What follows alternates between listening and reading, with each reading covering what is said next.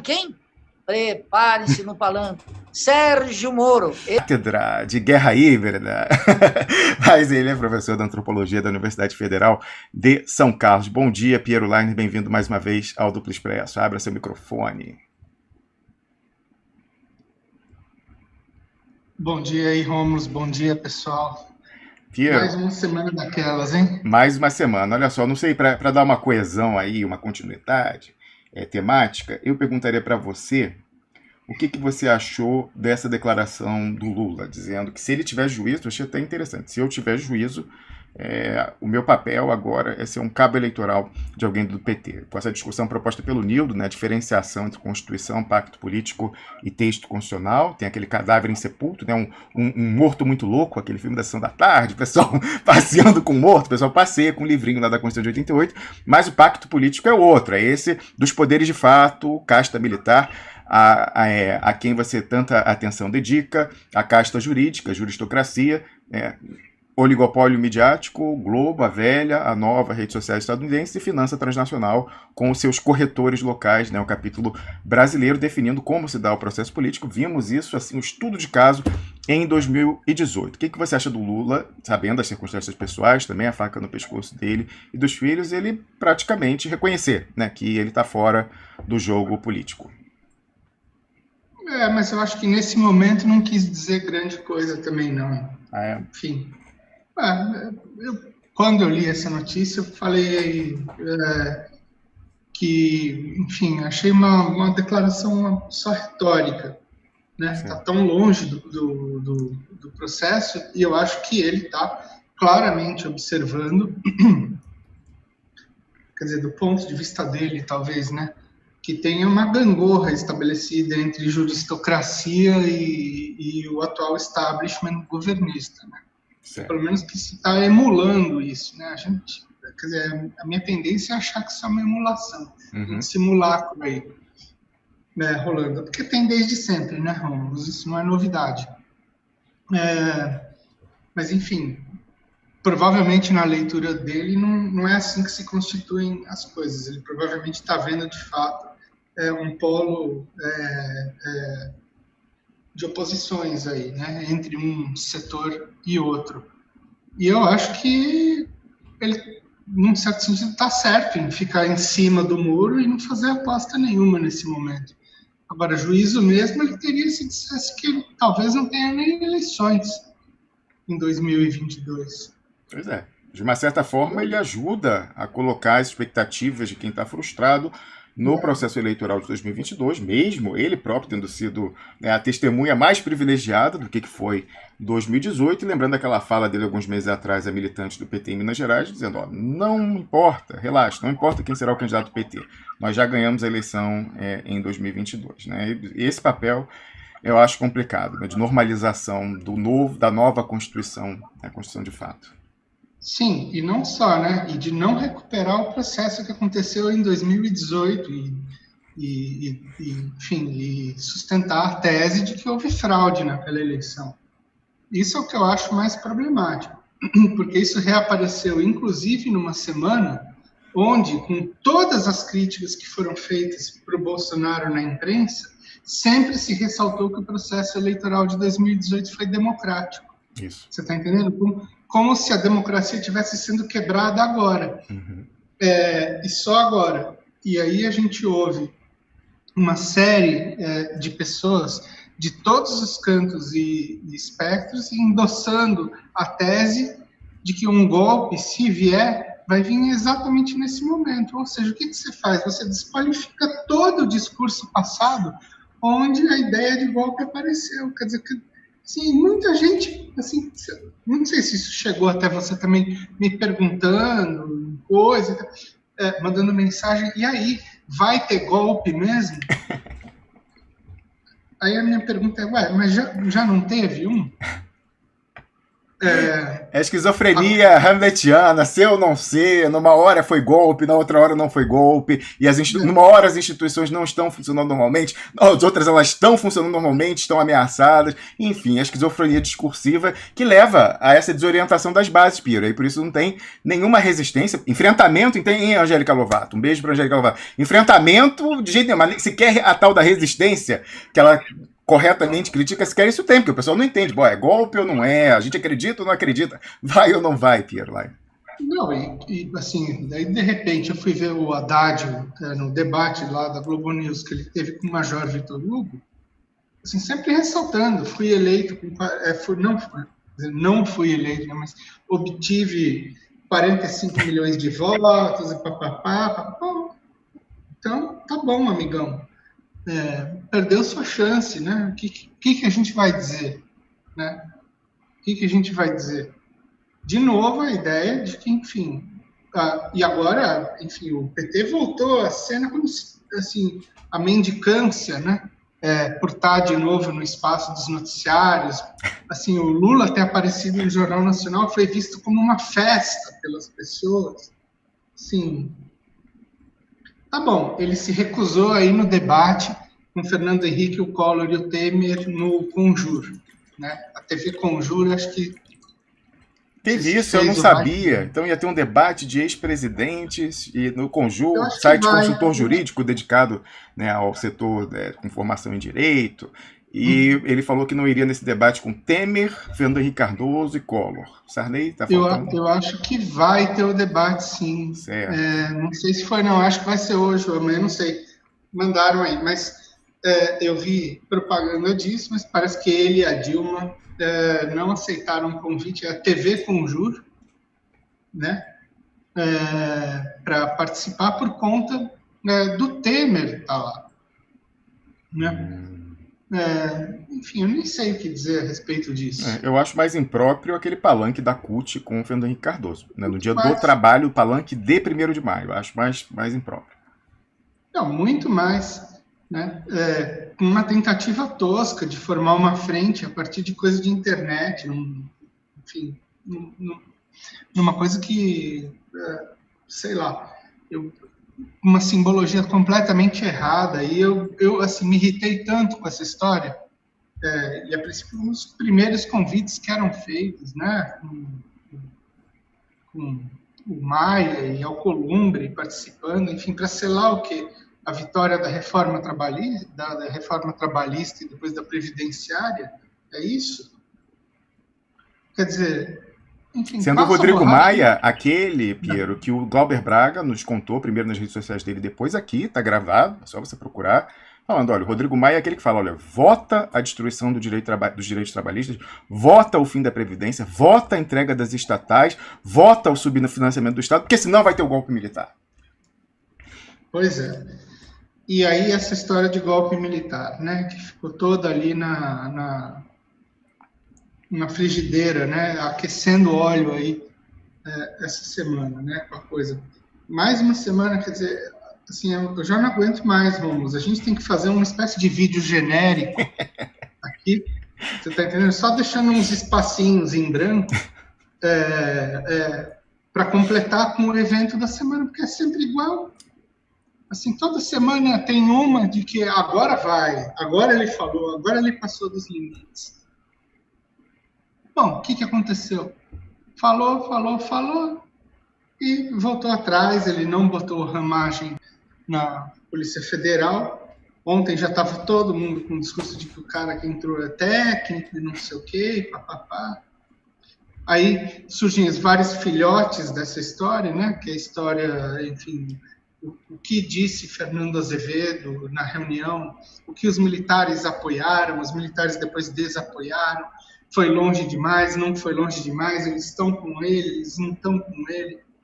Gente, assim, de novo, assim, tá parecendo um repeteco da semana passada, não tenho mais o que falar, Romulus. Olha, Pedro, eu quero dizer o seguinte, você, né, e eu, influenciado por você, nós erramos, porque tanto eles não estão com o Bolsonaro, que o Bolsonaro chegou a cogitar tirar o comandante do exército, Piero lá, o Pujol, olha só. Então, né? Aí olha que incrível. Estava pensando nessa história, né? pegadinha básica para a imprensa, né? E aí os caras ventilaram para o nome certo, né? Primeiro foi para o Igor Guello, da Folha, né? Ele é que soltou essa Ele é um matéria. daqueles que conversa com os generais anônimos, né? Um dos. Basicamente ele, a Tânia Monteiro, do Estado, e agora a Andréa Sadi, que se colocou como uma paladina, ou porta-voz da 5ª seção do Exército. A Eliane Cantanhede, tradicionalmente, tem esse papel também, não sei se ela está tendo com tanto destaque na atualidade, mas ela também adora falar em generais anônimos. É que eu acho que a Globo, ela centralizou, né? Porque tá agora certo. eles viram que tem... Então, tem uma coisa assim, né? Eles estão dando esse papel para a Andréa Sadi de ser a grande captadora das informações subterrâneas de Brasília, Certo. já há um bom tempo, né? Deve ter a questão aí até tática, né, do efeito halo, afinal ela é muito bonita. Agora, inclusive, vou fazer um elogio aqui, né? Um amigo nosso aí, das antigas, dizia que ela, em princípio, é da Globo, mas ela parece que é quem faz apuração mais em Brasília. Ela vai atrás, ela não espera, né, aquela história da fonte ligar e falar, bota isso aí e tal. Ela, apesar de o resultado prático ser o mesmo, mas ela vai atrás. Então, digamos assim, ela não espera o Heleno chegar e falar, André Sadi, bota isso aqui e tal. Ela vai atrás, né, em Brasília. Foi o que eu ouvi, Pedro. Não, pode ser. Agora, assim, eu não vou nem dizer que um general anônimo não tenha cantado essa bola mesmo, de fato, para o Igor Guello. E até esse próprio general pode ter ouvido isso de alguém. O que eu acho, assim, meu palpite, né, que foi aquele tipo de pegadinha que esses caras estão usando faz tempo, entendeu? Desde a época da eleição. O que acontece? Se bobear, alguém lá do núcleo central, lá do Politburo de Brasília, pode ter cantado essa bola, espalhado essa fofoca, entendeu? Para chegar no jornalista e pro Fernando Azevedo, primeiro defesa net, né?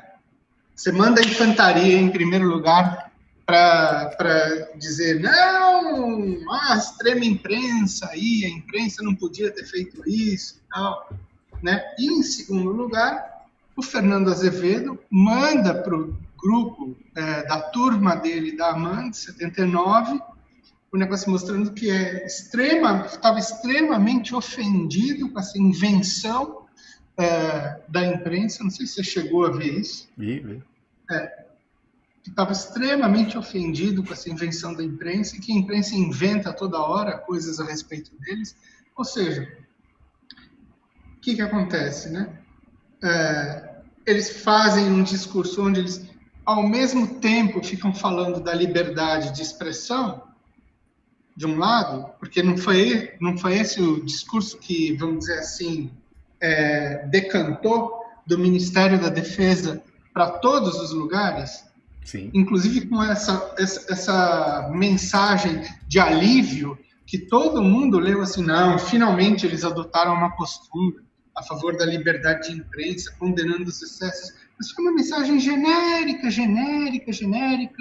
e tudo canalizando, né, por conta das agressões que o repórter do Estado de São Paulo teve ali no meio da manifestação. Bom, então, de um lado, os caras dizem, não, tem que ter imprensa livre, isso é o pilar da democracia e tal, e no outro, o cara faz o quê? Desmente, aciona a tese da extrema imprensa, fala que a imprensa mente, etc. e tal. Caiu na pegadinha. Era a mesmíssima história. Você lembra daquela coisa do câncer que o Dr. Macedo fabricou naquela reportagem do SBT? O áudio vazado, não, da Record, que você ouvia ali no voice-over, na narração do jornalista, mas embaixo você fala, câncer. Aí tu, é o câncer.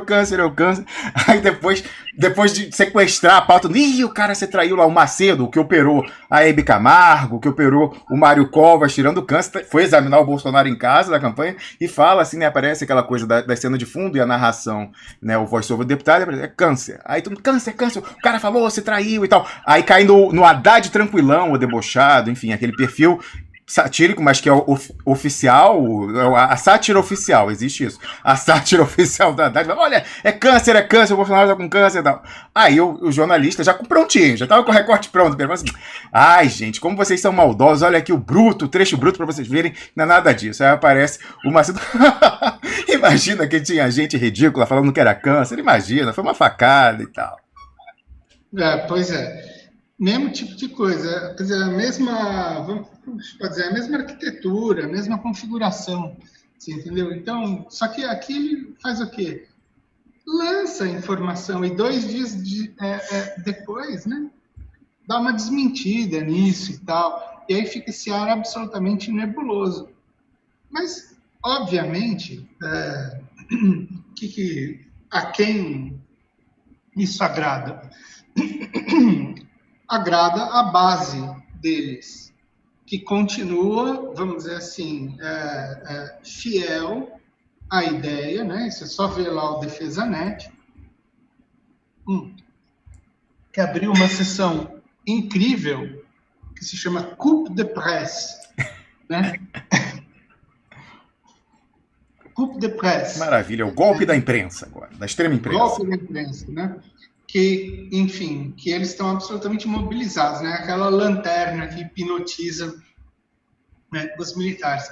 E aí teve esse artigo absolutamente... Como que eu posso... assim, eu não tenho palavras para descrever a imaginação do editor do DefesaNet para ter feito esse artigo síntese, né? Que é um artigo que fala das semelhanças entre a França da década de 50 e 60 na sua luta colonial na Argélia e como ela dispunha de instrumentos de tortura, etc., na ocupação colonial, e o Brasil. Só que ele compara, Rômulo, os militares paraquedistas franceses que instituíram a tortura como um meio rápido de colher informações, a imprensa no Brasil. Olha só. Ele diz assim, bom, a imprensa está torturando a população brasileira porque ela viu que não dá tempo de dobrar ela, a causa, então eles partiram para a porrada. É de novo acionar a tese da guerra híbrida. Só que aí ele faz, enfim, um looping maluco ali, né? Uma inversão maluca, e diz o seguinte, não, mas na verdade a extrema imprensa age como os paraquedistas de lá, mas nós temos os paraquedistas daqui. Fechou seu áudio aí, Piero. Então. Defendendo, né, na linha de frente e colocando o governo na posição de resistência colonial. É interessante isso. Aí você diz, não, não pode ser, o raciocínio dele tá errado. A gente sabe disso, né? Mas qual que é a onda, Ramos? É o seguinte, há anos, eles estão desenvolvendo essa teoria de que o Brasil ocupa o lugar de uma resistência de tipo colonial. Você está entendendo? Com o negócio de Amazônia e não sei o quê. Isso mobiliza a cabeça, vamos dizer assim, e a ideologia dos militares hoje. Eles se veem, de fato, como um polo de resistência a grandes elementos de dominação. Pois é, aí eu queria mostrar isso aí em imagem, Piero. Está aí na tela para o pessoal ver. Né, o Bolsonaro com um porta-estandarte do lado dele, ali com a bandeira dos Estados Unidos e de Israel, marchando na frente do Palácio do Planalto, o presidente da República, o chefe de Estado. E aí você vê o perfil que compartilhou esse vídeo, ó, voltamos a ser colônia. Né? Então, essa pessoa aí que, esse governo que na narrativa lá do Diário do Surto, o DefesaNet encampa uma resistência anticolonial, vamos ver a parada dele aqui lá em Brasília. Ó. Várias bandeiras. Bem maiores que a brasileira, inclusive. Né? É isso aí. A dos Estados Unidos achei até interessante. Os Estados Unidos, acima dos Estados Unidos, é de Israel. Achei interessante. Aí mas depois teve outras. Essas duas não foram as únicas. Subiram a rampa com a bandeira, inclusive. Ah, que é uma mas eu não vi, olha só. isso é uma coisa totalmente fora de protocolo. Ele está subindo a rampa, olha aí. Não é? Certo. Pois é. Então, esse aqui é a nossa resistência anticolonial, Piero. Olha que maravilha, hein? É verdade, mas essa coisa das bandeiras dos Estados Unidos e Israel, a gente tem que também ver, talvez, com signos associados a um outro evento que aconteceu nessa briga com o STF, entre aspas, né, Romulus, que é a história da expulsão dos diplomatas venezuelanos que Barroso reverteu. É verdade. Mas ele é a retaguarda civilizatória da nação, Piero. Quando o Bolsonaro exagera, o Barroso mata no peito. Mas eu acho assim, né?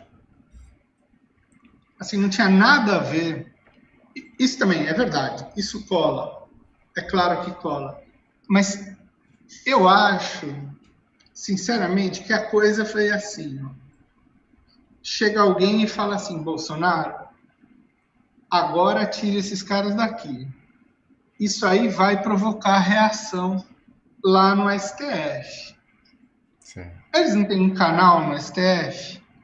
Tem um assessor lá na presidência do STF, que é um general, aquele é o garante, né, é o fiador da tal da sinergia entre as duas castas não eleitas do Estado, militares e juristocracia. Né? Desde a administração anterior, né, fica lá na presidência do STF, a presidência que define a pauta. Então, tem uma pessoa com o mesmo uniforme ao lado do Bolsonaro, ela faz isso, não faz isso. E tem uma pessoa com o mesmo uniforme lá do lado, pode fazer, desfaz, a gente segura a onda, a gente faz o meio campo, vai para cima que a gente garante. General Ajax, sabe outra coincidência? General Ajax foi Force Commanders do Haiti. Ou seja, assim, também ali mais ou menos a mesma geração, passou pelas mesmas experiências. Então não só o mesmo uniforme, como é a mesma medalhinha no uniforme. Assim, não vou falar, entendeu? O cara é subordinado, o Bolsonaro, que é... Mas a gente tem que entender isso em um conjunto de forças, você está entendendo? Como um vetor que inclui coisas como socialização, como lugares que frequentou, ideias que passam pela cabeça, enfim, é tão natural quanto se fosse eu e os meus colegas pensando mais ou menos igual a respeito de um monte de coisas, não é? Por quê? Porque a gente tem uma trajetória muito parecida, e eles também. Mas vamos lá, não me surpreenderia se a coisa fosse o seguinte, olha só que jogada, né? Ele fala, Jair, vai, bota os caras para fora. Aí o Ajax fala assim, Barroso, veta que eu garanto para você que os generais seguram essa. Então você cria o quê? A dupla garantia aí. Primeiro, Bolsonaro ganha. Por quê? Porque alimenta a retórica dele de que existe, na verdade, um impedimento em relação ao seu governo que está sendo realizado pelos outros poderes, né? E, ao mesmo tempo, né, o STF /Barroso ganham com a ideia de que eles são a linha de frente da defesa da civilização, como você bem disse há 2 minutos atrás, numa retórica, enfim, vamos dizer assim, somos de fato agora quem vai condensar de novo a volta das instituições prevalecendo, a democracia, etc, etc, etc. Por detrás de tudo isso tem o quê? Os atores que estão jogando duplo e estão fazendo a ligação para essa coisa ocorrer como uma espécie de ping-pong. Porque a gente tem que ver isso, Romulus, no signo da relação, e não dos termos Bolsonaro está num canto, STF está no outro. Uma coisa só funciona em relação à outra, e tem alguém coordenando essa relação. É isso que precisa ver. Então eu acho o seguinte, essa foi uma ação combinada que foi jogada em 2 frentes, né? Então, a primeira, a história dos diplomatas, e a segunda... Mais um telequete. Mais um telequete, é isso. Que você já, enfim, martelou aqui 1 milhão de vezes, né? E a outra foi a história do delegado. Foi rigorosamente a mesma coisa. Antes do delegado, Piero, só para relacionar essa questão aí da Venezuela, né, eu não acredito que isso estivesse relacionado ao jogo de cachorro grande geopolítico. Mas, de qualquer forma, é uma semana em que a gente tem um novo desdobramento importante, né, potencialmente bastante significativo, que foi o avanço naquela agenda chinesa da criptomoeda soberana deles, né? Isso está sendo visto como algo que pode enfraquecer bastante o poder de fogo das sanções dos Estados Unidos, né? O pessoal que é obrigado a usar o sistema SWIFT. Eu tenho notícia de diversos países, a pessoa fica sem poder comprar alimento, comprar teste para coronavírus, comprar qualquer coisa, comprar máscara e tal. Importar que você não tem como pagar. Como é que você vai pagar a importação se o sistema SWIFT é controlado pelos gringos? Eles falam, não, agora você não usa mais. Aí estão os iranianos pendurados com um papinho da União Europeia de que ia criar um sistema alternativo. Está 2 anos para criar um sistema alternativo. Aí o chinês foi e criou a criptomoeda, que em tese é para o uso no mercado interno. Quem garante? Como é que é a criptomoeda? A criptomoeda ela é parecida com dólar cabo. Você está num lugar e fala que, olha, eu te entrego isso aqui tal, lá atrás, lá fora, tem o crédito tal na conta tal, e aí de lá você pode comprar coisa, trazer. Então, potencialmente, isso aí pode esvaziar muito o poder de fogo dos países que incomodam, então, que estão sob sanção. Venezuela, Irã e demais aí e tal, podem começar a fazer isso. Então, o nosso amigo Cesare colocou no Twitter comentando isso, comentando inclusive... Diga, Piero. E Rússia, sobretudo. Rússia, aumentou. Obrigado. Porque ele aumentou também a escala, o Trump, né? Aumentou a escalada de tensão com a Rússia esses dias aí, né? É verdade. Aí tá aqui, ó, o Cesare comentou no programa de domingo, que a gente tratou disso com o Gustavo Galvão, especialista nessas questões monetárias, falou o seguinte, o Cesare, ó, em relação à criptomoeda da China, Rômulo, existem outras nuances que precisam ser observadas. Ela vai oferecer um anonimato controlado pelo Banco Central da China, saindo da esfera do controle dos Estados Unidos, do Fed e do DOJ, etc. Inclusive, Cesare, eu queria acrescentar o que você fala, o seguinte, uma das coisas, dos elementos que são usados pelos Estados Unidos para estabelecer a sua virtual jurisdição universal para investigar quem quer que seja, quando for do interesse estratégico dos Estados Unidos, é dizer, não, a gente tem jurisdição porque usaram dólar. O dólar, aí o acerto da propina da Embraer com sei lá quem, da Odebrecht com sei lá quem, foi em dólar. Então, temos jurisdição, né? Isso aí já está assentado lá nos presidentes dos Estados Unidos, então, de fato, não usando dólar, isso daí, pelo menos, tira um elemento formal que eles usavam até aqui. Aí segue o Cesare o seguinte, ó.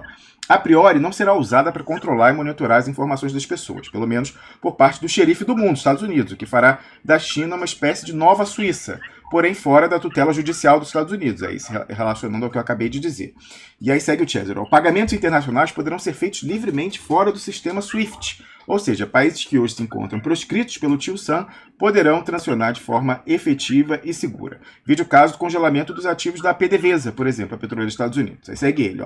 Pessoas e empresas poderão ter um novo porto seguro para seus ativos sem correr o risco de terem seus negócios destrinchados segundo critérios políticos e ficarem expostos ao lawfare. E conclui, teremos a partir de agora uma efetiva mudança de paradigma, com um novo xerife que surge para cuidar dos assuntos internacionais do dinheiro. O Gustavo Galvão comentou aqui no domingo que essa é um processo gradual, né? O dólar, inclusive, um grande obstáculo, o pessoal aí com ejaculação precoce, agora acabou e tal. Tem que entender o seguinte, uma das forças do dólar, e que está longe de ser ameaçada, é o volume de dívida dos estados e de atores privados em dólar. Para pagar um empréstimo, um financiamento, você precisa de dólar. Se o contrato está denominado em dólar, você precisa de dólar. Se a dívida externa está denominada em dólar, você precisa de dólar. Então, até a gente ter um volume significativo de dívida, tanto de atores econômicos como de estados, em yuan, isso está longe de ser o caso, a soberania do dólar ainda não está ameaçada. Piero Lein.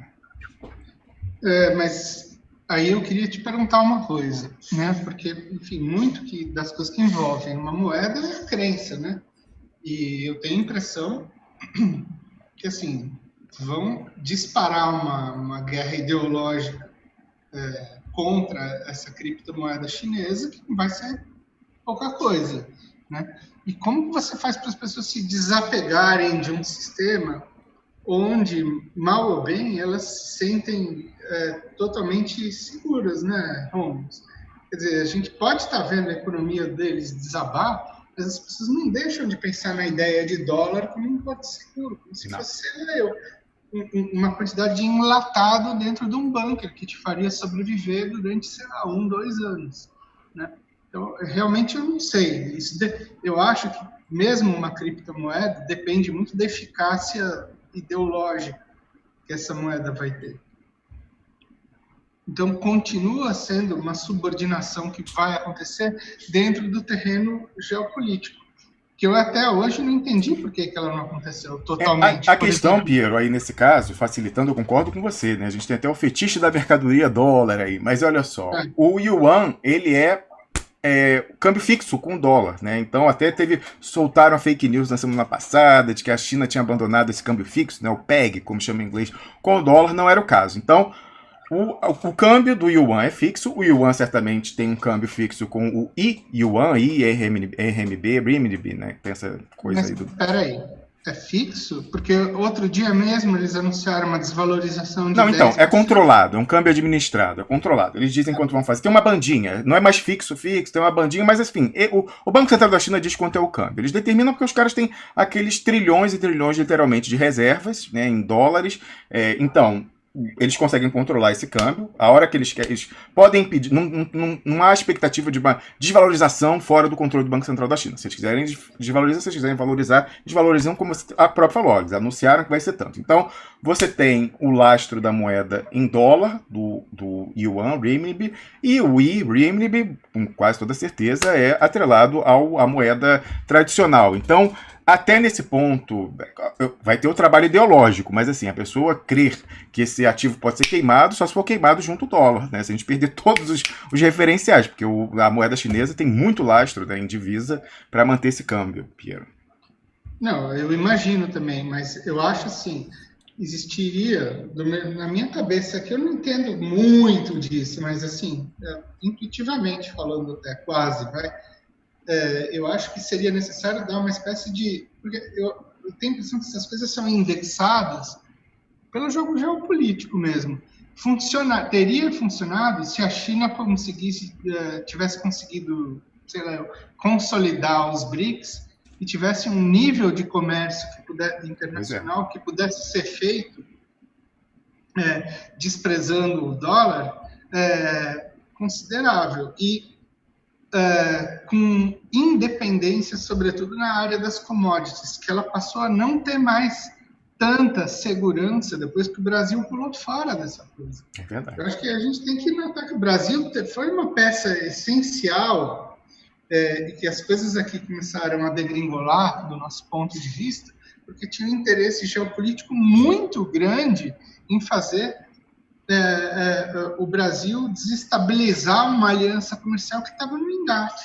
Aliás, a gente vem trabalhando essa tese aqui há quase ano, né? Desde junho do ano passado, quando a gente publicou aquele artigo, falando que o Brasil, né, e o Cone Sul, de uma forma geral, constitui a alavanca da fome eurasiana, porque se você somar Estados Unidos, Brasil, Paraguai e Argentina, você tem quase 90% das exportações mundiais de soja e milho, que são a base da alimentação animal. Então, se esses países fizessem um bloqueio de exportação dessas commodities à China, haveria uma grande fome necessariamente, porque eles estão até tentando se independentizar disso, tentando viabilizar a produção de soja na Rússia, mas para desenvolver a semente adequada ao clima e tal, calcula-se que até uma década, pelo menos, leve para a Rússia conseguir suprir a demanda chinesa de grãos para consumo humano, mas também para consumo animal. Então, nesse momento, se os Estados Unidos fechassem a torneira, eles conseguem ameaçar. E ele já tem o controle, Piero, do intermediador, né? São lá o ABCD, né?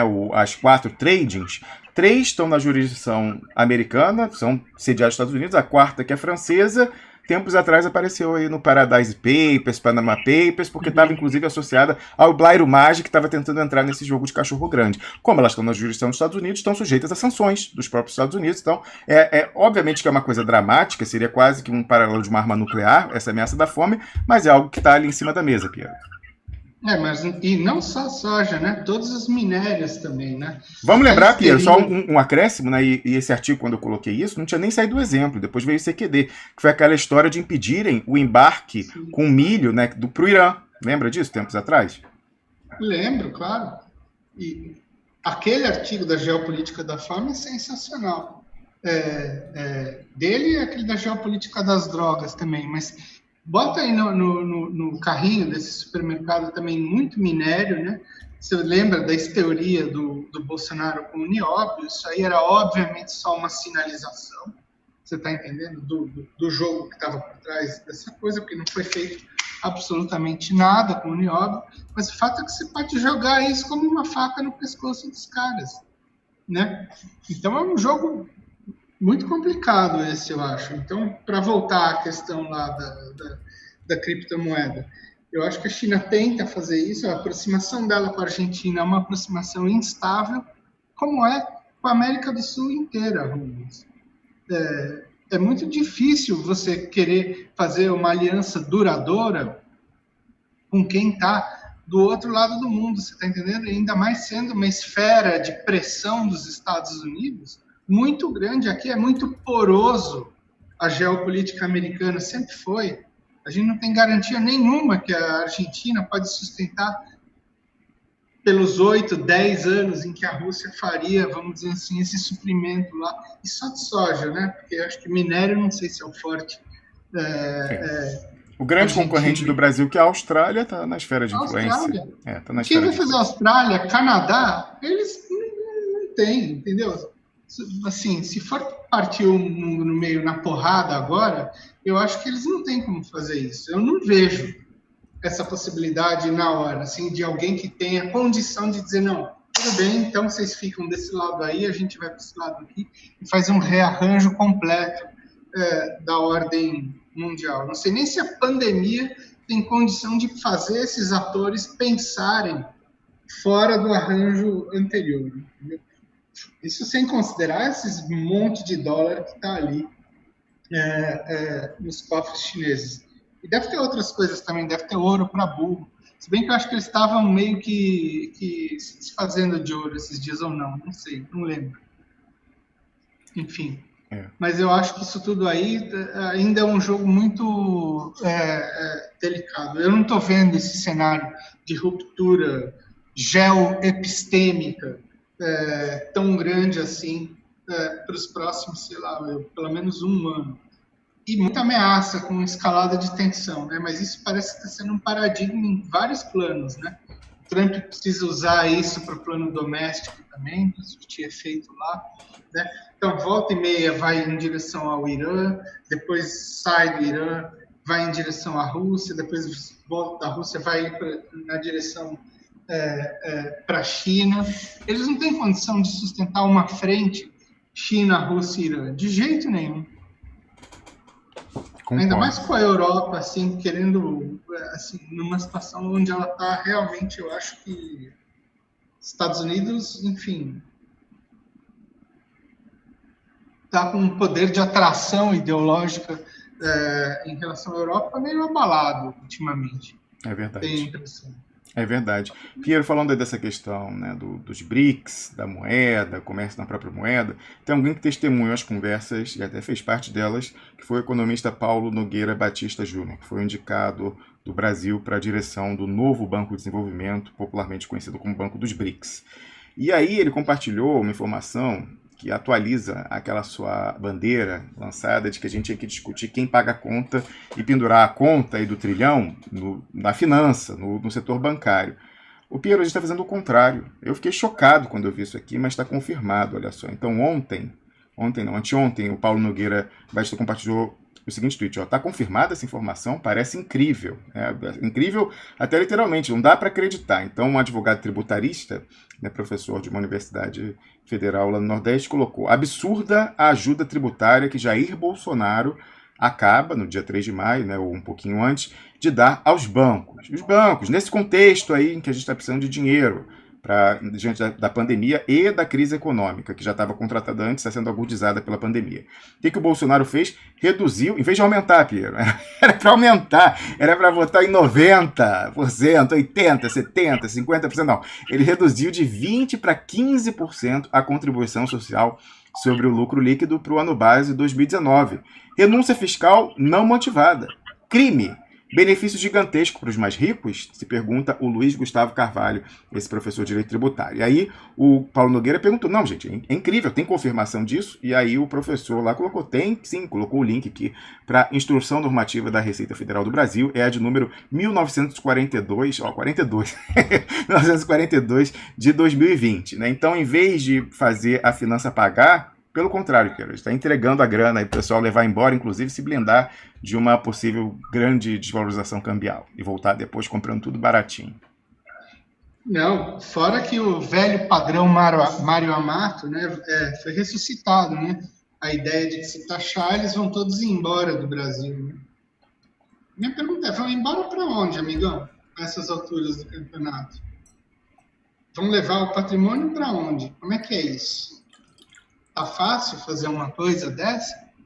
Eu acho uma pouca vergonha mesmo, Ramos. E, assim, tá na cara que não vão fazer isso. Agora a questão é, o que vai acontecer nesse plano econômico? Porque o tal do PAC lá, do plano do general Braga Neto, não, assim, foi para inglês ver aquele negócio. Eu não vejo realmente a ideia que eles estão tentando alavancar de que vai de novo chover investimento estrangeiro daqui. É um negócio impressionante como eles se reafirmam na mesma tecla o tempo inteiro. Eu não sei mais o que esperar. Eu realmente não sei mais o que esperar. Eu acho que eles estão, de fato, se preparando para o negócio assim, quebrar. De novo, tem um curralito, Argentina, volta aos anos 90, anos 80. Eu não sei, de fato, mais o que pensar. Porque assim, é um tal nível de avacalhação, de descoordenação entre os ministérios. A sensação que dá é que esses caras não têm a mínima ideia do que eles estão falando ou estão fazendo. A mínima. É só uma coisa, de fato, assim, vamos esvaziar o cofre e pegar o barco e sair fora. Então, acho que até é uma coisa interessante. Quando eles dizem o seguinte, não, se taxar os empresários vão embora, é porque eles, na verdade, já estão indo. Pois é.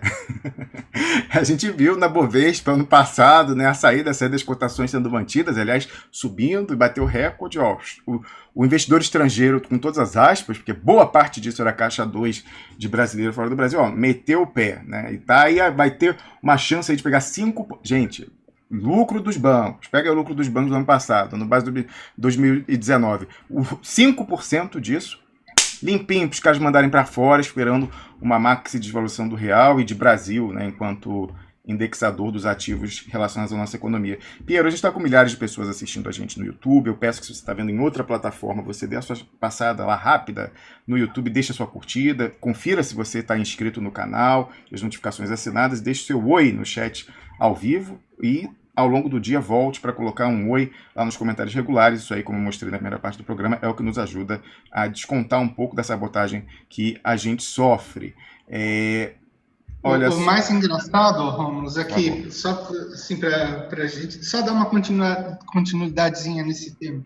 Eu não sei se você chegou a ver o que eu te enviei, eu acho que não. Mas a XP soltou uma pesquisa completa ontem, daquelas lá. Olha lá no WhatsApp. Tá. Vou colocar aqui na tela. Pode falar. E aí, eu vi duas coisas que me assim, enfim, a primeira coisa, vamos começar por partes aqui. A primeira coisa, o ruim e péssimo do Bolsonaro aumentou substantivamente, Sim. né? Mas, assim, depois eu fui olhar o dado pormenorizado ali, ele aumentou, de fato, na região Nordeste e nas capitais do país, mas naqueles rincões de apoio do Bolsonaro, sul e norte do país, e cidades pequenas, ele se manteve mais ou menos estável, né? E a popularidade dele, por incrível que pareça, aumentou na população que ganha de 2 a 5 salários mínimos. Se não me engano, é mais ou menos esse o dado. Ou seja, ele está começando a concentrar o apoio dele, e isso algumas pessoas têm chamado a atenção, que estão vendo números por aí, né? De fato, no mesmo tipo de extrato que o Lula ganhava apoio. Não é incrível isso? Incrível. Quando ele começou a fazer as políticas de transferência de renda. Mas, regionalmente, isso não está colando ainda. Quer dizer, o Nordeste ainda é bastante avesso ao Bolsonaro, ainda se configurando como uma espécie de centro de resistência. Mas o que mais me chamou a atenção está na página 9 desse negócio aí, dessa pesquisa, que é maior responsável pela situação econômica atual. E quem tem a maior percentagem disso? É o Lula. É o Lula que é identificado como maior responsável pela situação econômica atual. Seguido pelo Bolsonaro, depois pela Dilma e lá embaixo pelo Temer. Somando Dilma e Lula dá 39%, enquanto o Bolsonaro está com 20%. Ou seja, ele tem uma larga margem para botar a culpa nas costas do PT ainda. Se essa pesquisa aí estiver certa, mas ela me pareceu bastante séria. Enfim, sei lá, eu também não entendo tanto de pesquisa, isso aí está longe de ser minha área. Mas é verdade também, se você pular 2 páginas e for na página 11, que você vai ver que aumentou bastante o número de pessoas, quer dizer, de janeiro até agora, aumentou quase 10 pontos, né, de pessoas que acham que a economia está no caminho errado. Certo. E diminuiu bastante, quase 15 pontos, o número de pessoas que acham que a economia está no caminho certo. Ou seja, mas essa percepção, esse aumento, veja só que está 48 em março, né? Uhum. E 52% agora, isso eu acho que está dentro da margem de erro. Ou seja, essa percepção, Rômulo, não foi tão aumentada por conta da coisa da pandemia, não.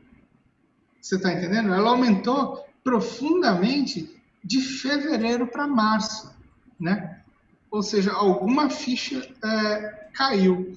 Ao mesmo tempo, você pode perceber que a responsabilidade do Lula e da Dilma foi descendo de dezembro até agora, no fim de abril. Isso talvez signifique alguma mudança de paradigma. Mas seja como for, eu tenho a impressão que, obviamente, esse tipo de pesquisa o governo deve fazer o tempo inteiro, eles se alimentam desse tipo de dado, e eles sabem que essa coisa de você jogar a culpa nas costas do PT ainda dá uma boa margem para eles. Você pensar que agora esse número ainda está em 39 é um número muito alto, né, Romulo? É verdade. Assim, passados já 4 anos do fim do governo petista, né? E esse número do Temer, assim, 6%, é mais incrível ainda. Então, eu acho o seguinte, enquanto eles tiverem isso como carta na manga, é uma margem de manobra gigantesca. O Piero, somando aí, né, os 6 do Temer com 20 do Bolsonaro, dá 26. Isso não é nem um patamar histórico de votação da esquerda em eleição majoritária em nível nacional. Pois é. O núcleo duro, que seria 1/3 aí do eleitorado. Exatamente. Agora, assim, não é uma margem de manobra gigantesca para os caras fazerem o que bem entenderem nesse momento? E eu acho assim, esses números explicam, em parte, o imobilismo completo ou o imobilismo completo da esquerda explica, em parte, esses números. Eu acho que uma coisa retroalimenta a outra. Quer dizer, passados 4 anos, eles ainda não conseguiram desfazer essa operação ideológica incrível que foi montada. Assim, eu acho isso bastante relevante para a gente pensar o cenário atual e o grau de liberdade que eles têm de fazer isso que você tinha acabado de apontar, de livrar a cara dos bancos e dos banqueiros, porque não tem pressão possível aí, justamente quando, vamos dizer assim, o motor dos problemas econômicos é visto a iuris, entendeu? Você conseguiu criar esse Deus ex machina para dar conta de absolutamente tudo. Ora, como você falou, tem 4 anos, né? A destituição da Dilma é de 2016, tem 4 anos do programa econômico contínuo e, no entanto, 40% do eleitorado continua, assim, pela razão que for. Eu posso estar extrapolando muito na minha análise, mas eu acho que tem um componente aí que talvez explique a ponte entre uma coisa e outra, que é o fato de que, no limite, o PT, né, e os governos do PT não é visto como oposição hoje. Ou seja, ele não é visto como alternativa para explicar, vamos dizer assim, uma resolução do problema e do impasse econômico atual. Por quê? Porque, obviamente, a posição antissistema está ocupada pelo Bolsonaro. Então, na hora que ele ocupa esse vácuo, né, que poderia ser deixado para uma máquina de pressão ou de, vamos dizer assim, de uma insurgência ideológica contra a política econômica que está aí, na hora que isso está ocupado pelo Bolsonaro, não sobra rigorosamente nada para o PT, exceto ser o bode expiatório, a culpa, etc. E tal. Então, eu acho o seguinte: se essa ligação entre, vamos dizer assim, esse bode expiatório no plano econômico puder ser juntada, eu acho que essa é a aposta da turma do Bolsonaro, uma das apostas, né? Porque sempre joga em 2 planos.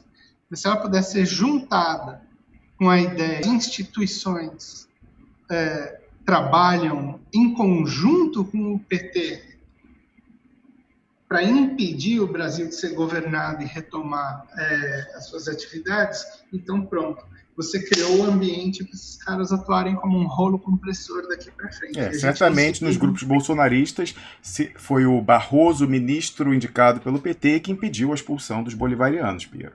Claro, eles fazem essa ligação o tempo todo. Eu não sei se eles estão conseguindo ter poder de fogo para fazer esse negócio aumentar substantivamente. Agora, e se esse discurso começar a emplacar? E se esse discurso começar a ser conveniente para os setores econômicos conseguirem continuar, os setores econômicos, leia-se a finança, etc. e tal, blindada por detrás desse escudo aí, fazendo o que bem entende? Porque é aí que o jogo duplo interessa, entendeu? Parece que eles estão atacando, mas eles se beneficiam disso aí.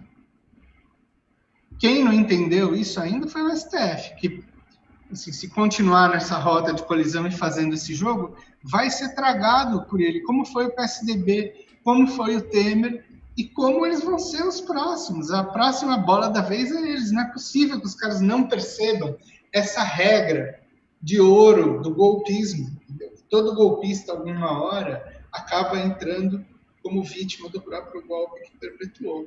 Só tem espaço para sobrar um aí, entendeu? Esses ocupantes não vão.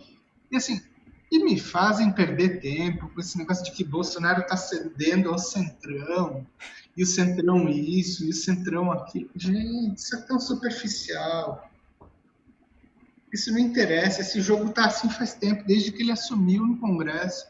Cedendo o quê? Você viu o que começou? A primeira notícia foi, de novo, Tânia Monteiro, Estado de São Paulo. Militares vão perder posições em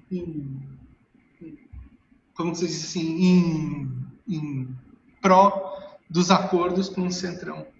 Pronto, a notícia, se você abre a Folha hoje, é justamente o contrário. Eles aumentaram o número de cargos para militares. O Bolsonaro deu a dica ontem, inclusive, ele falou, não sei se foi ele ou o ministro da Defesa, ele falou, tem mais de 10 mil cargos comissionados ainda para a gente distribuir. É muita gente que pode ser contemplada. Pois é. Exatamente. O Piero estava falando aí da questão do PT representar o arco de forças que impedem o Bolsonaro de governar, né, e uma normalização e, inclusive, uma associação com a Globo, né, que é incrível. Eles roubaram da gente a bandeira anti-Globo.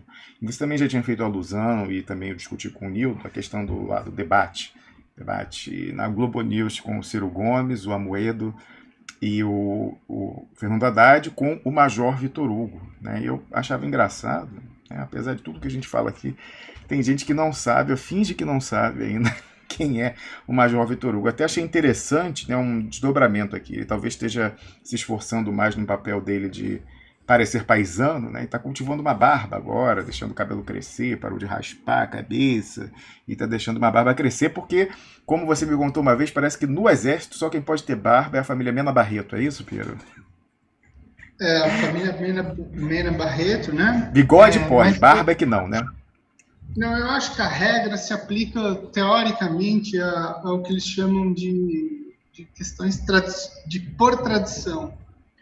Então, eu não sei, por exemplo, se um capelão militar que é muçulmano, eu acho que não tem nenhum, tá entendendo? Eu acho que todos os capelões são pastores ou padres. É difícil, né? Com a guerra de civilizações lá do Vilas Boas, é até difícil. Não, outro dia eu fiquei tentando olhar, pegar esses dados e, eu não sei, eu achei uma tabela. Eu tenho a impressão que são todos padres ou pastores. Certo. Eu vi uma tabela ali, quase todos ali, não sei, era um número grande de gente, eu não vi nenhum rabino e nenhum, como se chama, dos muçulmanos? Imã, né? Pode ser imã, sheik, pois é. Sheik, enfim, mas esses eu acho que poderiam ter a barba assim. Certo. Mas tradicionalmente é só a família Mena Barreto e eu não sei se tem alguém que está usando. Enfim, eu nunca vi, mas me disseram que podia. Certo. Mas enfim, o Major Vitor Hugo pôs ali, deixou aquela barba rala ali. Agora tá com a barba, aí você vê, né, uma pessoa aqui, né, simpática, o PT botou, professor, continua a história do professor. Professor Fernando Haddad acabou de jantar o deputadozinho, líder do governo na Globo News. Né? E aí a Mônica, nossa amiga, colocou no Twitter, a democracia sobrevive aos projetos desse inexpressivo deputadozinho? O homem que vem sendo preparado pelo general Heleno há anos, né? E ela recuperou um print daquela publicação dele em janeiro, lembrando aí que ele queria regime de urgência para o PL 1595, aquele que estabelece as forças antiterroristas com doutrina de ataque preventivo, atire primeiro, cheque depois, com uma excludente de ilicitude intrínseca, porque a pessoa pode matar se era terrorista ou se ela achou que era terrorista, né, e cria também as forças clandestinas aí, com identidade falsa, cujo controle não está determinado ali. Quem que vai ter o catálogo da identidade verdadeira do Balta Nunes? Não está dizendo lá não, no projeto de lei, quem que vai saber qual é o verdadeiro nome, endereço dos Balta Nunes da vida. Aí olha que interessante, né? O pessoal com essa ignorância cultivada. Né? O nosso amigo Arthur Santos comentou, à luz disso, né, a mesma Mônica botou, se a esquerda não sabe quem é o Vitor Hugo, é só procurar no YouTube o que rolou, aquela votação lá do 1595, porque alguém aqui do Piguinho Vermelho, aí um satélite do PT Jurídico, botou. Legal que a Globo News tenha começado a abrir espaço para lideranças políticas do PT. Olha aí, Fiero, obrigado, estrelinha da professora! Olha essa, legal. Mas chamaram o Haddad para debater às 22 horas com um certo deputado Vitor Hugo?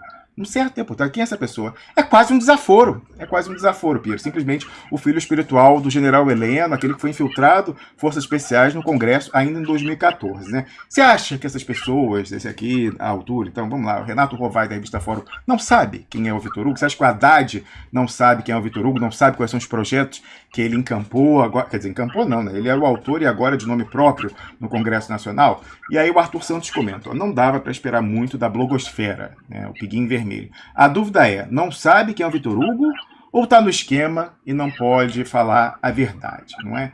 Então, Piero, você acha que alguém nessa altura, no PT, não sabe quem é o Vitor Hugo, não sabe quem que manda de fato, quem pode ser candidato, quem não pode, né? Você acha que ainda há espaço para um desconhecimento ou uma ignorância, entre aspas, cultivada? Cultivada e disseminada, vendida, comprada e vendida. Não, pessoalmente eu acho que eles sabem muito bem, mas assim, a gente sempre corre o risco deles serem tão absolutamente, como que a gente pode dizer, aéreos, que eles não perceberam o que vem sendo falado há 2 anos. Vamos prestar atenção numa coisa, Romulo. Assim, eu não duvido mais de nada, você tá entendendo? Porque é o seguinte... Raninho? Você lembra quando a gente falou que o Bolsonaro estava indo na AMAN fazer campanha política em 2014, 15, 16? Você falou não. Você trouxe o vídeo, a gente mostrou aqui na semana passada, retrasada ainda. Olha só, para não dizer que eu não falei isso em vários lugares e não mostrei e tudo, isso já foi até para a Globo. Já passou até em programa lá. Você está entendendo?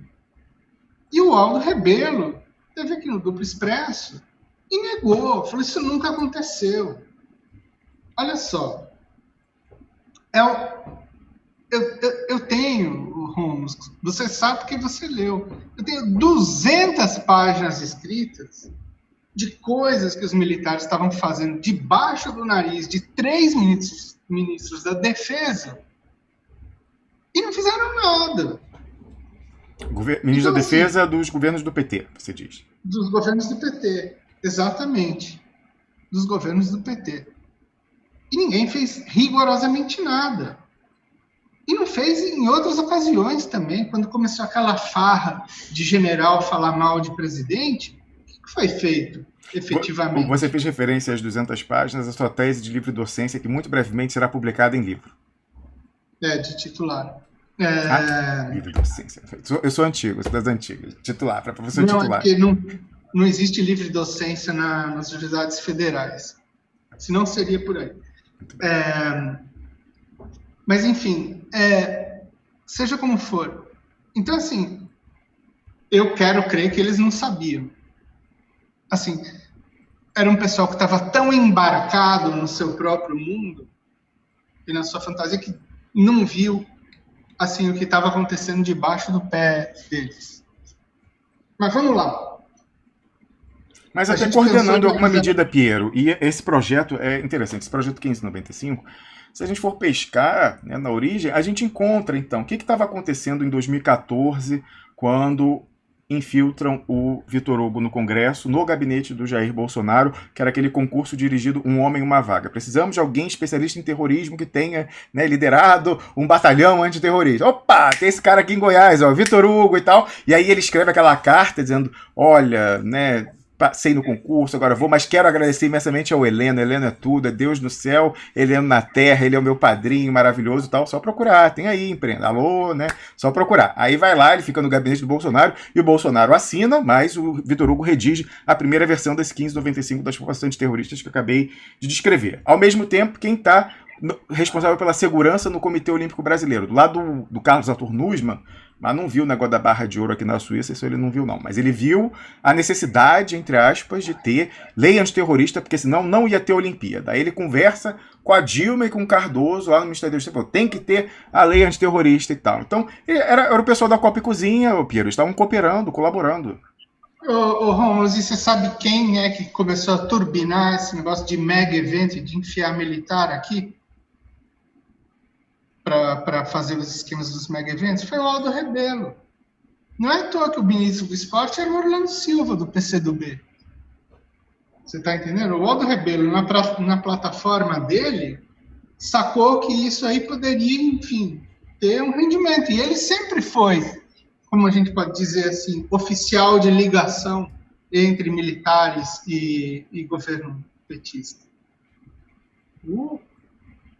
Enfim, vou parar por aqui. Só chamar a atenção de uma outra coisa. É que pode ou deve estar até frustrado como a gente está, porque, por exemplo, tinha aquelas histórias, o Vilas Boas. O Vilas Boas foi no Senado e falou: não tem destino alternativo ao Brasil. O Brasil tem que ser uma potência econômica, porque senão não pode dar sustento aos seus 210 milhões de brasileiros, etc e tal. E é aquela história, ele é um legalista, um democrata. O próprio Lula confirmou, não, foi o que sempre me falaram, que é um democrata legalista e nacionalista, né? Então, quem sabe também o Aldo Rebelo não acreditou nessa história aí, fazendo essa interlocução, devia ouvir, né? A gente sabe que é o good cop, bad cop, bom policial, mau policial, devia ouvir a tal dos nacionalistas, generais ainda nacionalistas. Ué, Piero, não tem gente ainda que a gente conhece aí, sabidamente nacionalista, até hoje achando que dá para influenciar por dentro, vale a pena manter a interlocução? Frustrado, mas o que aconteceu? No domingo mesmo, na segunda-feira, foram procurados, agora eu já não lembro qual dos jornais, se foi Globo, se foi Estadão, ou Folha, sei lá, um desses aí. Foram procurados para comentar o Aldo Rebelo, o Jacques Wagner e o Jungmann, para comentar o negócio das Forças Armadas. E os três disseram a mesma coisa, que as Forças Armadas são democráticas, que elas não vão embarcar em golpismo, que elas não são do governo, que são responsáveis, que são do Estado, que não sei o quê. Ou seja, o que os caras estão falando? Que eles não veem identificação das Forças Armadas com o Bolsonaro. Assim, depois de tudo que a gente está vendo. Assim, onde os caras querem chegar com esse negacionismo? Bem, esse é um discurso que está sendo alimentado pela imprensa. É verdade, eu sei. Mas vem cá, 2 ministros petistas que viram tudo acontecer, virem com essa? Para mim não rola isso daí. Tem alguma coisa muito errada aí. Bom, pois é. Só para continuar o negócio do Major Vitor Hugo, por favor. Eu não sei se você viu o que ele falou no Twitter dele, não. Acho que no dia do debate, ele falou assim... vou lá na Globo, como é que é? Vou em território inimigo combater na posição, como é? Na posição que se espera de um cara de forças especiais e comandos, porque é ele isso, né? Assim, para quem não sabe, essa ideia de força especial, comando e paraquedista, né? O que é? Você lança essa gente atrás da linha do inimigo, para combater em território inimigo. Você está entendendo? Para atrair o inimigo, para desestabilizar o inimigo no território dele. Você está entendendo? É o pessoal da porrada. Quer dizer, isso foi meio uma invenção de Segunda Guerra. Quer dizer, é a grande novidade, porque tinha a guerra de trincheira da Primeira Guerra, você se lembra bem, ficava cada um de um lado, bomba aqui, bomba ali, bomba aqui, bomba ali, e aquele negócio mexia 1 metro para cá, 1 metro para lá, e ficava na mesma posição, né? Criou aquele impasse lá durante um tempão. Essa coisa de você lançar paraquedista atrás é uma invenção da Segunda Guerra. E esses caras têm essa cabeça. E o que é? Vamos pegar o Vitor Hugo, realmente a base eleitoral dele é a galera de forças especiais que está toda servindo lá em Goiânia, que é onde ele se elegeu deputado por Goiás, onde está o comando da batalhão antiterrorista. Então você pega ali, sei lá, são 2.000, 3.000 pessoas servindo lá, pega as famílias, a área de influência, você tem ali lá 5, 10 mil votos, já conseguiu se eleger, e o cara é isso. Então ele veio com essa história de que foi lá no território inimigo. E aí ele conseguiu, mais uma vez, debatendo com Haddad, costurar a ideia de que a Globo e o PT agem em dobradinha, que é tudo que esses caras estão fazendo. Então você olha o artigo do Defesa Net, ele diz ali Nelson Durin, fala o seguinte: em 2016, a Globo tentou de tudo para sustentar o governo Dilma. Foi graças à pressão genuína, popular, etc. e tal, que eles caíram. Tá entendendo? A imprensa fez de tudo para segurar o PT no poder. Ele diz o seguinte: essa derrota das oligarquias financeiro, midiático, partidárias, onde ele identifica que o PT, a Globo e os bancos trabalham na mesma toada. A derrota deles é semelhante à derrota que os franceses tiveram na Argélia, graças à estratégia de resistência colonial que existiu nos anos 60. Olha que coisa, hein? Incrível. E aí, quando a gente vai para o outro lado da moeda, olha só, o nosso amigo Wilson Bentos comentou o seguinte, né, sobre o Haddad estar frente a frente com o Major Vitor Hugo, que o Piguinho Vermelho finge que não sabe quem é, ou de fato não sabe, né? Enfim. Aí o Hugo falou, pô, então, e o Haddad esteve ontem frente a frente com o Vitor Hugo, no caso, aí na sexta-feira, até onde eu sei, nem questionou a ameaça mais grave à democracia, feito pelos projetos desse rapaz aí, que agora está cultivando a barba para ficar parecendo mais paisano. Pois é, gente, é isso aí, não ousar dizer o próprio nome, é a história do MDB da nova ditadura. Se disser isso, ele pode concorrer em 2022, que é a pretensão dele? Ou vai aparecer alguma coisa, uma improbidade administrativa da prefeitura dele, né? Ou vão em cima de potenciais doadores de Caixa 2, ou pessoal, é aquela coisa, concorrer não é só estar inscrito, é poder ter o financiamento paralelo, alternativo, digamos assim. Então, né, a pessoa não pode, né, dizer, se quer ser, está postulando o cargo de MDB da ditadura, não pode falar desse projeto de refundação do Estado e do fechamento do regime político. E aí vamos ser justos, não foi só o Haddad, o Ciro Gomes estava lá, tampouco falou disso. Né? Ninguém fala dos... Continua valendo a navalha expressa. Não fala de Patriot Act Tabajara até segunda ordem, tá no esquema até segunda ordem. Se pinta de oposição, é postulante ao posto de MDB da nova ditadura. Né? Então, agradeço aí o registro dos expressionautas dessa questão aí do debate. De fato, mais uma vez, ficou evidente aí a concertação para a normalização do que a gente está vivendo, que é a normalização total, né, do processo que se agudiza a partir de 2016, mas cujas raízes a gente vai buscar lá em 2012, 11, 2010 até, como você várias vezes já expôs aqui. Lembrando que outra perna fundamental desse fechamento de regime tem essas forças que já são um pouco clandestinas, antiterroristas, mas tem a clandestina Roots, né, que é o narcotráfico, né, então a Pax do Evangelistão do Pó, com o PCC e também acertando a Associação Comercial do PCC com o Comando Vermelho, continua bombando aí, né? Continua bombando o tráfico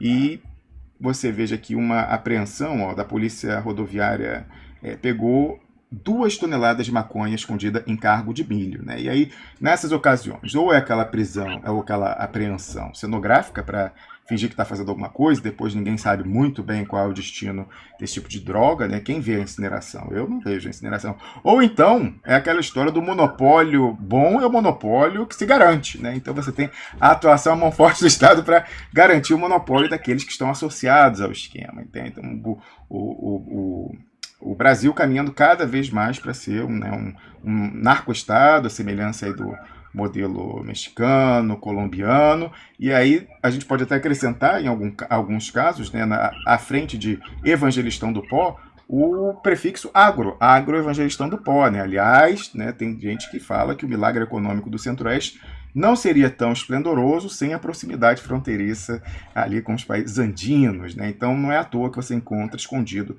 na carga de milho, né, a maconha, o pó, etc. E tal. Inclusive o Eduardo Jorge Vior, nosso amigo lá de Buenos Aires, já falou várias vezes que as embarcações de grãos lá da Argentina, na Bacia do Prata, também costumam ir recheadas com outros conteúdos. Né? Aliás, você acha que há algum impacto, Piero, nesse acerto costurado desse pessoal que inclusive nominalmente controla a fronteira, com o Cisfron, aquela fronteira quente ali, e passou a controlar a rota alternativa, a da Amazônia, com a história das queimadas, né, passou até a presença territorial, lá é tora de madeira, que vai recheado também.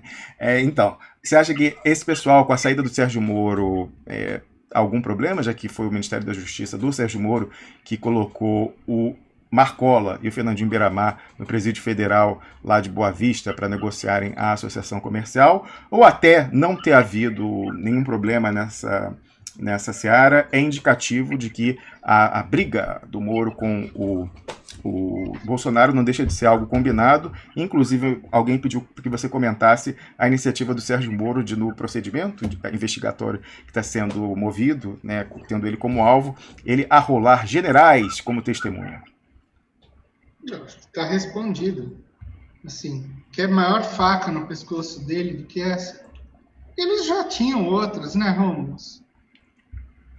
Vamos falar a verdade. Assim, não é jogo combinado esse desde o começo, entendeu? Desde sempre.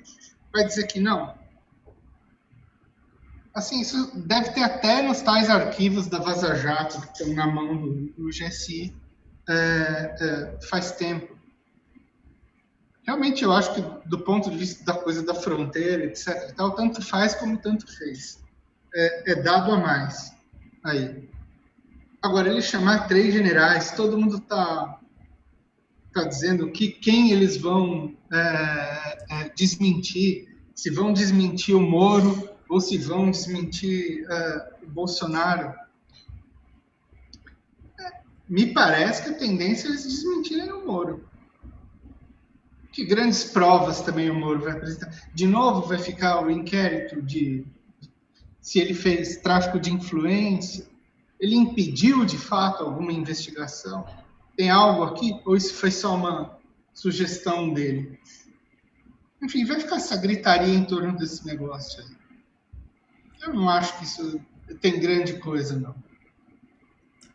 Pois é. E aí, nesse campo jurídico, né, é engraçado como os meus colegas de profissão são ecumênicos, né, e várias forças políticas ou da economia podem recorrer aos mesmos profissionais, lembrando que às vezes isso ocasiona conflito de interesse. Então, às vezes você está advogando para uma pessoa, uma liderança política, mas você tem uma carteira de cliente falando, bom, né, eu posso sacrificar esse aqui, e aquela questão de hedge, né, queimar esse, ganhar com outros ali, do empreiteiro, né, o político que tinha contas na Suíça, o tal, às custas de sacrificar esse aqui que já está sacrificado mesmo, não posso fazer nada e tal. Então, às vezes pode acontecer, às vezes grandes nomes, né, da advocacia podem fazer esse tipo de cálculo, né? Mas olha só, para você ver como... Olha só, por favor, uma coisa que a gente sempre colocou, né?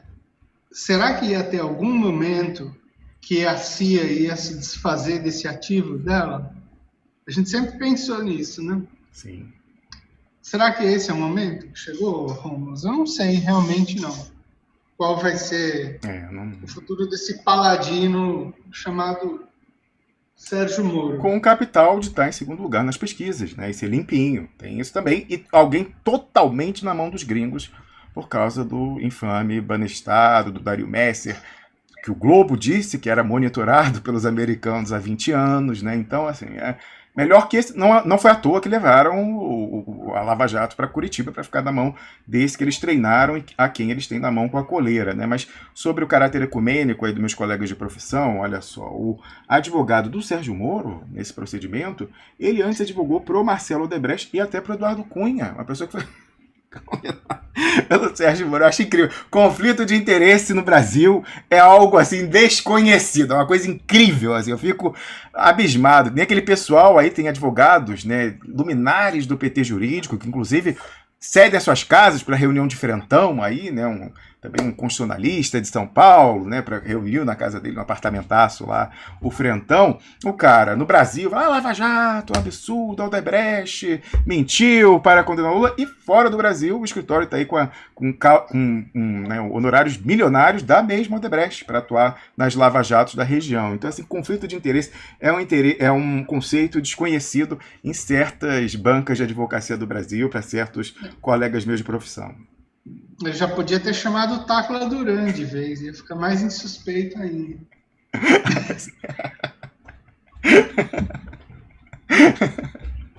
É verdade. Eu não tenho monitorado o Twitter do Tacla Duran. Como é que ele tá? Ele deve estar se divertindo com essa história aí do Sérgio Moro. Me diz, atenção expressional, tá? Se você viu alguma coisa interessante no Twitter do Tacla Duran, por favor, me marcar aí, porque eu não tenho monitorado, né? Mas lembrando que quando eu recebi a CC5 do Banestado, mais uma vez eu fui procurar e falei, ô, Tacla, tem alguma dica aí, alguma coisa que eu vi na época e tal? Que é pra saber, pelo amor de Deus, não me envolva nisso, estou fora disso. O máximo que eu faço é ser troll de rede social. Sai alguma matéria zoando o Moro, eu compartilho com alguma tirada engraçadinha. É o máximo que eu me autorizo nesse momento, né? Então... agora tem um detalhe, agora que eu me lembrei de uma coisa, né? Porque, enfim, domingo, né?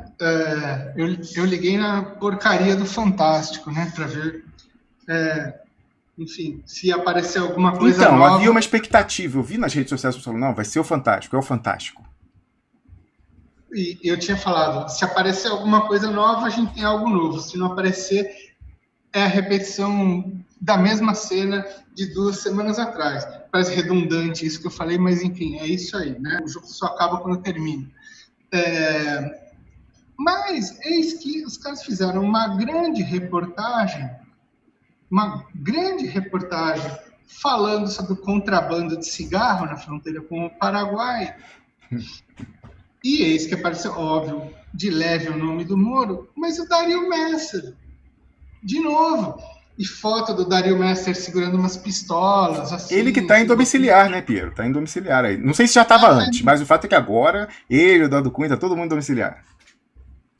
Então, e aí, assim, eu achei bem sugestivo ter aparecido, assim, no meio desse rolo desgraçado de Covid. Pô, mas foi o Covid que permitiu que os dois fossem oficialmente para casa, Piero, pô. Não, sim, mas no meio de Covid e tal, tá bom, eles falaram disso. Me aparece uma reportagem de 15 minutos, sei lá quanto tempo, era grande, falando de contrabando de cigarro e metendo o Dario Messer lá. Eu falei, será que eles estão preparando o terreno para alguma coisa aparecer aí essa semana? Assim, né, tudo virou uma chantagem, né, com tanta coisa implícita.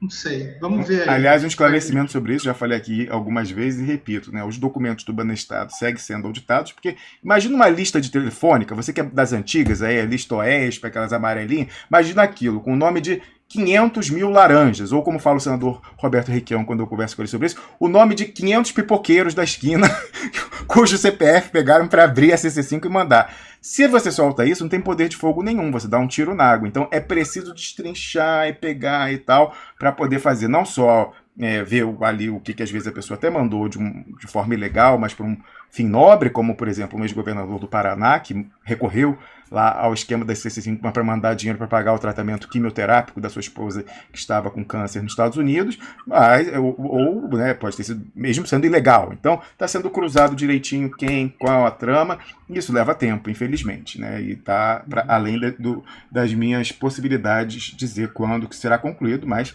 certamente a gente está em cima, né? E assim que possível a gente vai soltar isso. Quando for soltar é na integralidade, não vai ter novelização, não. E aí, Piero, olha só, para a gente concluir a conversa por hoje, eu queria mostrar aqui. Eu queria mostrar aqui a questão lá em Manaus, né? Saíram alguns gráficos assustadores, né? Mostrando a questão ali dos óbitos, né? Então, a Pipirocoto me marcou, né, nesse print aqui, alarmante. Olha a curva do registro de óbitos do Amazonas apenas para o mês de abril, comparando as curvas de 2017, 2018, 2019 e 2020. Né? Então você tem aqui um excesso só nesse mês de abril de 2.225 óbitos. E a gente precisa lembrar, Piero, que com o confinamento, diversas outras modalidades de óbito foram reduzidas, então acidente de trânsito, às vezes até aquela violência em bar, né, que tem, o pessoal bebe, roubo, etc e tal. Mas além disso, Piero, tem outra coisa, a gente nunca vai conseguir determinar cada fator aqui. Mas o que a gente sabe é que a taxa de homicídios, certamente no Amazonas, mas em todo o Brasil, vem caindo drasticamente, né, mortes violentas, principalmente por homicídio, de 2018 para cá, que tem tudo a ver com o que a gente conversava agora, a Pax do Evangelistão do Pó. A gente viu esse filme em São Paulo em 2006, depois do Salve Geral e o acordo do PSDB com o PCC. O PCC garante que ele se torna agência reguladora do crime, então diz quem pode matar, quando pode matar, se a cota mensal já foi preenchida ou não, e inclusive faz disparar o número de desaparecidos, porque para não entrar na estatística, aí o pessoal aciona cemitério clandestino, aciona o tal do micro-ondas, bota a pessoa dentro de de pneus e toca fogo. Então, fora isso, né, a gente tem que ver aqui que nesse gráfico de 2020 que explodiu, ainda está faltando uma série de homicídios que foram coibidos pelo PCC, que já domina, inclusive, lá a região norte. Né? As guerras foram travadas, inclusive a presença dos militares com fogo é para garantir a Pax lá também na segunda rota de entrada de pó no Brasil. Então, para além disso, né, se a gente fosse colocar os homicídios tradicionais, 2018, quando começa a cair, ou antes até, era para estar mais alto ainda. Né? Então, não há nenhuma outra explicação estatística para esse aumento de óbitos, e é aí que a gente tem notificação de não haver o teste, etc. e tal. Manaus foi a primeira a colapsar, mas nada indica que será muito diferente em outras partes do Brasil, né? Conforme isso aí for se espalhando, já com o cronograma de desconfinamento contratado. Né? A gente viu São Luís entrar em lockdown por decisão do Judiciário, o Rio de Janeiro está, né, cogitando, diante das cenas dramáticas que a gente vem vendo na cidade. E aí eu pergunto, Piero, o pessoal aí, você, né, no cenário, você acha que eles estão seguros de que eles seguram um rojão dessas medidas temerárias do governo central, ou não tem alternativa a essa altura? Né? Chegou esse Deus Ex Machina da pandemia, os caras já estavam nesse esquema, e só o que eles podem fazer é tentar usar isso para a agenda deles de hipercontrole do indivíduo, que já vinha com terrorismo, aí agora vem com pandemia, e achando que daí vai sair o caos para possibilitar a solução de ordem, mas que eles se manterão a todo tempo com controle do processo por esse laço que eles têm nos atores dentro das instituições e até em alguma medida lastro social, se a gente acreditar naquela pesquisa que a gente comentou ainda há pouco. Não, eu continuo achando o que eu achava desde o começo. Eles vão usar o Bolsonaro, inclusive, como bode expiatório para esse negócio todo. O ponto é fazer essa narrativa colar, de que o Bolsonaro desestabiliza e vai alimentando um negócio, enquanto eles vão ser os controladores da solução, né? Os caras que vão apagar o incêndio. E é incrível como eles estão conseguindo fazer a transferência desse negócio para agentes da direita que estão muito bem localizados, os governadores, etc. e tal. Eu acho, sinceramente, Rômulo, vou rezar para que não, mas eu acho que o negócio no Brasil vai piorar muito nos próximos meses, 2, 3 meses. Eu acho que, enfim, fazer uma coisa como essa dos bancos a essas alturas pedir uma aceleração. Acelera aí, amigão. Bota fora o dinheiro rápido aí. Imagina aqui que é 5% da contribuição sobre o lucro líquido dos bancos no exercício 2019. Imagina o que é isso, num contexto em que a gente está com problemas fiscais e tal. Olha, gente, o pessoal é assim, é de papel passado, Pira, na cara de todo mundo, e os caras fingindo que não estão vendo, a imprensa bobinha. Você viu algum parlamentar de esquerda, no que quer que a oposição parlamentar ainda seja relevante nesse momento, falar dessa redução aí dos 20% para 15% da contribuição social sobre o lucro líquido? Eu não vi nada. Se não fosse esse professor e o Paulo Nogueira... É Paulo Nogueira? Não, é Paulo Nogueira? Eu esqueci. Acho que é Paulo, né? O Nogueira aí, que era diretor do Banco dos BRICS. Se não fossem eles e o expressionauta que viu e me marcou, e nem eu saberia dessa história, ninguém saberia. Passou em brancas nuvens essa história. E aí, Piro, eu acho que o pessoal está esperando mesmo algo complicado aí. Então é um indício a mais, até interessante, assim, inusitado, dessa sua expectativa que você, mais uma vez, reafirmou aqui, com a qual concordo totalmente. Olha que interessante. Só antes de eu dar esse indício interessante, eu queria mostrar o dever de casa e ou a referência bibliográfica que a gente fez na nossa discussão. O primeiro artigo é aquele de 11 de maio de 2019, Geopolítica da Droga, os Estados Unidos e os golpes na América Latina, lá em duploexpresso.com, e o outro é aquele da questão da alavanca da fome, que a gente comentou também. Então, é um artigo de 22 de julho de 2019, intitulado "É a China estúpido? Bloqueio do milho brasileiro ao Irã confirma nosso novo papel geopolítico". Alavanca da Fome Eurasiana. Os dois lá no nosso site, no campo de busca, você acha com facilidade. Mas olha que interessante, Piero, vendo aí que realmente vem um dilúvio, né? O Luiz Pareto, que me ajuda aí na administração do grupo do Telegram, ele falou o seguinte, inclusive eu acho que ele é moderador no chat do YouTube também. Ele mandou uma observação lá no grupo nosso da moderação na semana passada que eu achei interessantíssima. Olha, ele falou, eu queria até que quem está nos assistindo desse o testemunho aí se também observou isso, ó. Impressionante a mudança de foco dos comerciais que agora interrompem os programas do Duplo Expresso no YouTube quando você vê depois on demand, né, quando aparecem os anúncios. Quase não vejo mais comerciais convidando os internautas para investir na bolsa de valores. Agora vendem cursos de meditação. Cursos de meditação. Sinal dos tempos, né, com crise, com tudo. Então agora... É coisa de meditação, né? Eu botei, ó, vejam que interessante, eu comentei, né? Da bolsa para o tapetinho, né? Sinal de 3 pontinhos. E eu achei sensacional a tirada do Caio Rossi no Facebook, ele falou o seguinte, ó, e essa mudança aí da orientação do YouTube mercadológica são milagres que um único programa com lideranças religiosas consegue operar, Risos. Então vai... Foi a presença na semana passada de um representante do protestantismo, né, do meio evangélico, outra das crenças aí do povo de santo, né, das religiões de matriz afro, na sequência um católico, um rabino e uma representando o esoterismo aí da nova era, talvez também tenha alguma coisa a ver, não sei. Agora o que eu sei é que todas essas lideranças religiosas toparam voltar amanhã. Então, aqui acabando com a surpresa, eu já tinha falado, pessoal, aguarde, a reação foi muito boa. A galera volta amanhã para atualizar a gente sobre aquela iniciativa do Observatório dos Cemitérios. Eu espero que tenha avançado, eu espero que tenha sido encampada pelos partidos políticos. Eu não deixei de mencionar isso no domingo, quando a gente estava aqui com o líder do PT no Senado, que seria importante dar todo o apoio a essa iniciativa do pastor Ariovaldo Ramos. Mas a gente também quer algumas conversas filosóficas. Ninguém aqui espera e pede proselitismo, doutrinação. O que a gente está vendo em alguma medida o fenômeno religioso, mais para questões filosóficas, é nesse ponto de vista. Por exemplo, eu gostaria de... que a gente tem visões filosóficas materialistas, como o marxismo, é interessante ver isso também. Eu queria perguntar amanhã, é uma pedrada, mas eu vou perguntar para cada um deles como que no sistema de crenças eles veem o tamanho do sofrimento humano que a gente vê hoje no Brasil e no mundo com a pandemia.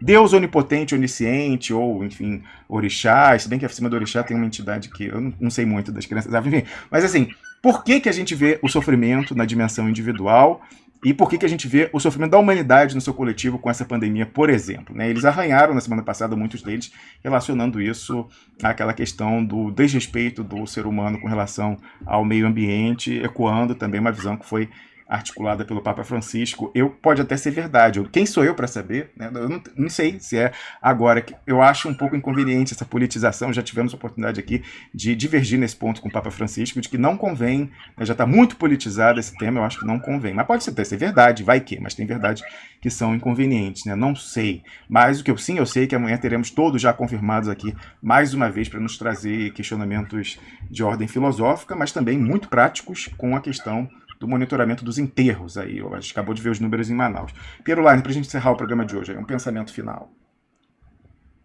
Olha, eu não quero que isso aconteça, mas eu estou bastante pessimista. Você vai comprar o seu tapetinho e fazer meditação? Nem sei dizer o que eu vou fazer, viu? Eu achei o máximo isso. Sumiu a Betina, sumiu até o curso do Eduardo Moreira, né, que era professor mais de esquerda, de como investir na bolsa. Agora é o tapetinho e o áudio da meditação, galera. Olha, imagina o que está vindo aí pela frente. Mas eu acho que essa que você falou, eu acho que merece uma publicação sua no site, no Facebook, no Twitter e tal, falando dessa coisa da contribuição do lucro. Chamar a atenção disso. Porque, assim, mais do que tudo, tem alguma coisa muito errada, e muito errada por ter passado tão macio esse negócio sem ninguém falar nada. O Piero, as remessas de lucro são agora, nessa quadro do ano. Tem aí a Assembleia Geral extraordinária, ordinária dos inícios do ano. Essa é a época, inclusive, que a gente costuma ver um grande rombo nas contas externas do Brasil pela remessa de lucro das multis, mas quem sabe até também dos controladores, acionistas dos bancos brasileiros. Então, é mais um indício de que o pessoal está se preparando para o dilúvio.